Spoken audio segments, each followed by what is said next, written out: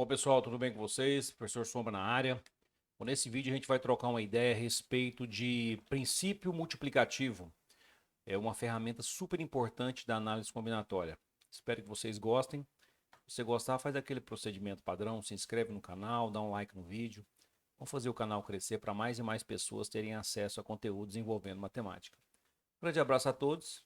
Bora pro vídeo. Bom, pessoal, vamos falar então nessa aula a respeito do princípio multiplicativo, que é uma ferramenta super importante da análise combinatória. A análise combinatória, só dando uma reforçada, é aquela parte da matemática que estuda os problemas de contagem, né? De quantas maneiras a gente pode fazer isso, de quantas maneiras a gente pode fazer aquilo e assim por diante. E o princípio multiplicativo é a ferramenta mais importante de contagem que a gente tem na análise combinatória. Então vamos traduzir o que significa esse princípio multiplicativo. É o seguinte: se um acontecimento ele pode ser dividido em etapas sucessivas e independentes, então o número de maneiras desse acontecimento ocorrer é dado pelo produto do número de possibilidades de cada uma dessas etapas. Então, o que a gente vai fazer para a gente resolver um problema de contagem pelo princípio multiplicativo? A gente divide esse acontecimento em várias etapas. Cada uma dessas etapas tem uma determinada quantidade de maneiras de ocorrer. Aí a gente vai pegar então o número de possibilidades de cada uma dessas etapas e multiplicar tudo. Quando a gente fizer o produto do número de possibilidades de cada uma das etapas, a gente vai calcular o total de possibilidades desse acontecimento ocorrer. Nada melhor do que um exemplo para a gente poder ilustrar isso que a gente acabou de falar, né? Então, imagine a seguinte situação. O Bruno planeja ir à praia e deseja utilizar uma camiseta, uma bermuda e um chinelo. Sabendo que ele possui 6 camisetas, 7 bermudas e 4 chinelos, de quantas maneiras distintas ele poderá vestir-se? Então tá. Então, para ele se vestir, ele vai ter que escolher uma camiseta, ele vai ter que escolher uma bermuda e ele vai ter que escolher um chinelo. Então você está percebendo que esse nosso acontecimento, ou seja, de quantas maneiras ele pode se vestir, a gente está dividido em 3 etapas. Quais são essas etapas? A escolha da camiseta, a segunda etapa, a escolha da bermuda, a terceira etapa, a escolha do chinelo. De quantas maneiras diferentes ele pode escolher a camiseta que ele vai usar? Bom, se ele tem 6 camisetas, existem 6 possibilidades para ele escolher a camiseta que ele vai usar. Depois que ele escolhe a camiseta, de quantas maneiras diferentes ele pode escolher a bermuda que ele vai usar? 7 maneiras diferentes. Depois que ele escolher a camiseta e a bermuda, de quantas maneiras diferentes ele pode escolher o chinelo que ele vai usar? 4 possibilidades. Portanto, de acordo com o princípio multiplicativo, a gente dividiu o acontecimento em 3 etapas. Cada uma dessas etapas tem uma determinada quantidade de maneiras de ocorrer. Para a gente saber o total de possibilidades, é só multiplicar 6 vezes 7 vezes 4. 6 vezes 7 vai dar exatamente 42. 42 vezes 4 é só dobrar 2 vezes. 42, 84, 168 maneiras. Esse é o total de maneiras que o Bruno pode se vestir para ir à praia. Ok? Vamos fazer mais alguns exemplos. Segundo exemplo. Quantos são os números inteiros positivos com 3 algarismos distintos nos quais o algarismo 4 aparece? Então eu quero saber quantos números de 3 algarismos distintos o 4 aparece. Bom, se são 3 algarismos distintos, a gente vai dividir o nosso acontecimento em 3 etapas. A princípio, como a nossa restrição aqui é o fato do 4 aparecer, você está percebendo que o 4 ele pode aparecer ou nessa primeira posição, ou na segunda posição, ou na terceira posição. Então, a princípio, para o 4 aparecer, ele tem que estar ou na primeira, ou na segunda, ou na terceira.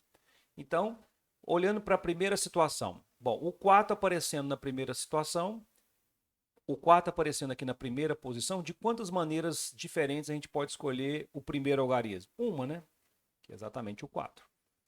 Como os algarismos são distintos, no nosso sistema decimal a gente tem 10 algarismos. Desses 10, o 4 já está aqui. Ó.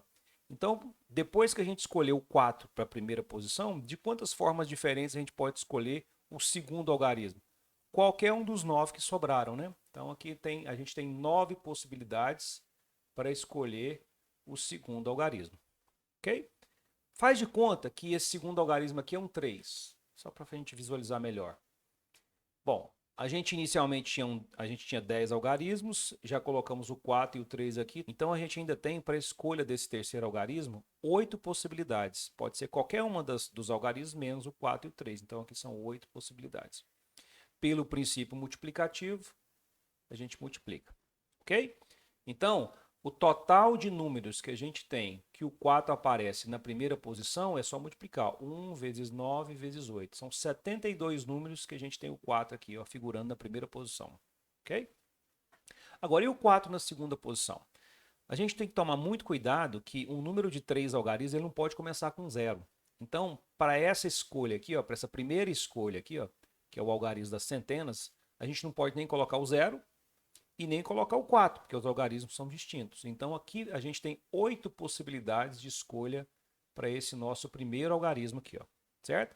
Faz de conta que a gente colocou aqui o 5.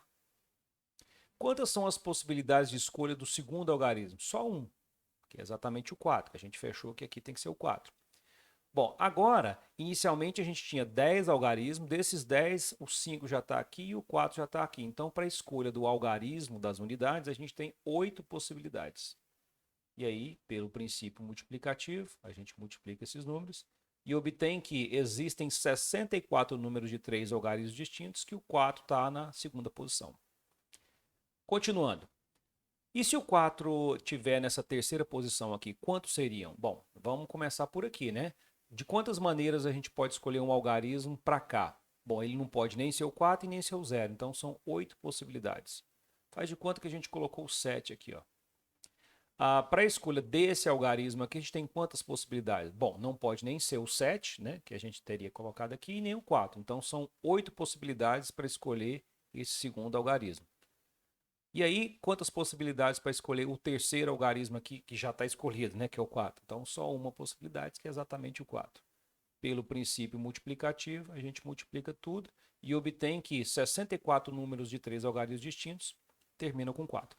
Agora, observa que são 72 que tem o 4 aqui, mais 64 que tem o 4 na segunda posição, mais 64 que tem o 4 na terceira posição. Então, a gente vai somar esses números aqui, ó.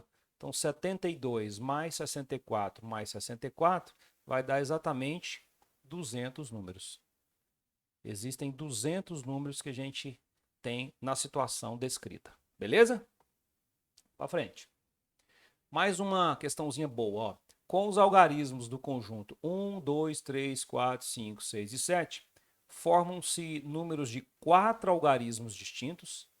E aí ele está perguntando quantos deles não são divisíveis por 5. Então agora a gente vai ter que fazer o nosso acontecimento aqui, ó, ser dividido em 4 etapas, que são a escolha dos 4 algarismos. Qual que é a restrição? O número não pode ser divisível por 5. Qual é a condição para um número ser divisível por 5? O algarismo das unidades ele tem que ser ou 0 ou 5. Como o 0 não figura aqui nesse conjunto, para a gente formar números divisíveis por 5 nessa situação aqui, ó, esse algarismo aqui obrigatoriamente teria que ser 5. Já que o exercício quer que não seja divisível, então esse número aqui não pode ser 5. Então esse número aqui ele poderia ser quem? Ele poderia ser o 1, ou 2, ou 3, ou 4, ou 6, ou 7. Então esse algarismo aqui, a gente tem 6 possibilidades para ele. Ó. Pode ser qualquer um menos o 5. Faz de conta que a gente colocou o 1 aqui, ó. Ok? Inicialmente a gente não tem 7 possibilidades. Dessas 7 possibilidades, uma já está aqui, ó, que a gente colocou o 1. Então, para a gente continuar nossas escolhas, de quantas maneiras diferentes a gente pode escolher esse primeiro algarismo aqui? Qualquer um dos 6, né? Faz de conta que a gente colocou aqui o 3, por exemplo. Ó. E a escolha desse aqui? 5. Depois que a gente escolheu o primeiro e o último, sobraram 5 possibilidades para cá. Faz de conta que a gente colocou o 6. De quantas maneiras diferentes a gente pode escolher esse algarismo aqui? Ó? 4 maneiras diferentes. E aí agora é só multiplicar. Pelo princípio multiplicativo, a gente vai ter 30 aqui, ó, vezes 24, isso vai dar 720 números diferentes. Ok? Legal, né? Bom, uma ferramenta muito importante da análise combinatória é o tal fatorial. O que é o fatorial? Dado o número natural n maior ou igual a 2, o fatorial de n, indicado dessa forma aqui, ó, é dado pela multiplicação de n e todos os seus antecessores até o número 1. Ok? Se a gente tem, por exemplo, que calcular 4 fatorial, o que seria 4 fatorial? É a multiplicação do 4 com todos os seus antecessores, ou seja, 4 vezes 3, vezes 2, vezes 1, que no caso aqui vai dar 24. Entendeu? Quem seria 6 fatorial? É o produto do 6 e com todos os seus antecessores. Então é 6 vezes 5, vezes 4, vezes 3, vezes 2, vezes 1. Isso vai dar 720. E assim por diante. Então, de maneira geral, quem que é n fatorial? É n vezes n menos 1, vezes n menos 2, até a gente chegar no 1. Tá certo? Essa definição ela serve para um n natural maior ou igual a 2. A gente tem duas definições especiais. Primeiro, zero fatorial a gente vai convencionar que é 1, tá certo? Zero fatorial é 1. E a gente também vai estabelecer a convenção de que 1 fatorial é 1, ok? E essa ferramenta aqui ela é muito boa para a resolução aí de problemas envolvendo a análise combinatória que a gente vai ver em futuras aulas. Bom, para a gente finalizar, vamos fazer um exercício aqui, ó. Para gerar uma senha de acesso, o usuário de uma biblioteca deve selecionar 5 algarismos de 0 a 9, permitindo-se repetições e importando a ordem em que eles foram escolhidos. Por questões de segurança, senhas que não tenham nenhum algarismo repetido são consideradas inválidas. Por exemplo, essas duas senhas aqui, ó, elas são válidas porque tem um 9 repetindo, tá vendo? Que tem um 9 repetindo aqui, ó. E essa senha aqui ela é considerada inválida porque não tem nenhum algarismo repetindo, tá? Então, senha que repete algarismo é válida, senha que não repete é inválida. Ele quer saber o total de senhas válidas que podem ser geradas, ok?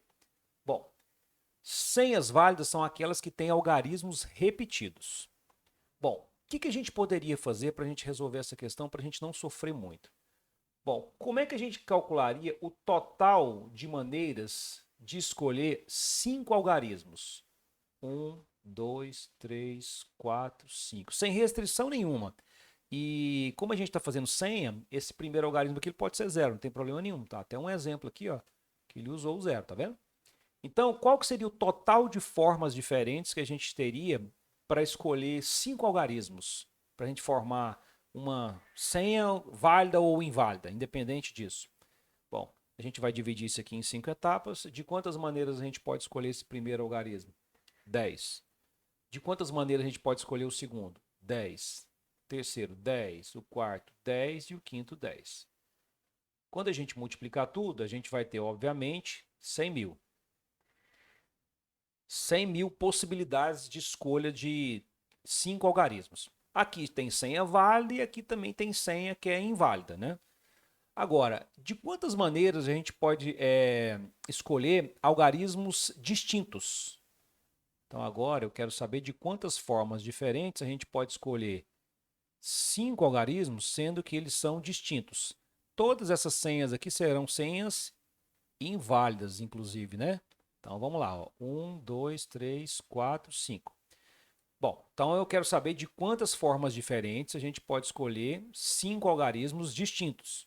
Então, pode começar com 0, então aqui são 10 possibilidades. Escolhi o primeiro, o segundo, 9. Depois 8 possibilidades, depois 7 possibilidades, depois 6 possibilidades, porque todos são diferentes, né? Então é 10 vezes 9, vezes 8, vezes 7, vezes 6. Multiplicando tudo isso aqui, ó, a gente vai ter exatamente 30.240. Bom, então, das 100 mil formas diferentes que a gente tem de escolher 5 algarismos, 30.240 geraram senhas inválidas. A pergunta é, quantas, então, seriam as senhas válidas? Ou seja, desses 100 mil, a gente tem algarismo que repete, algarismo que não repete. E desses 100 mil, 30.240 só tem senha com algarismo distinto. Então, para a gente calcular o total de senhas válidas, basta pegar 100 mil e tirar as senhas que são inválidas. Isso vai dar 69, 760. Ok? Senhas válidas. Valeu, gente. Um abraço. Valeu. Obrigado. Letra A, né?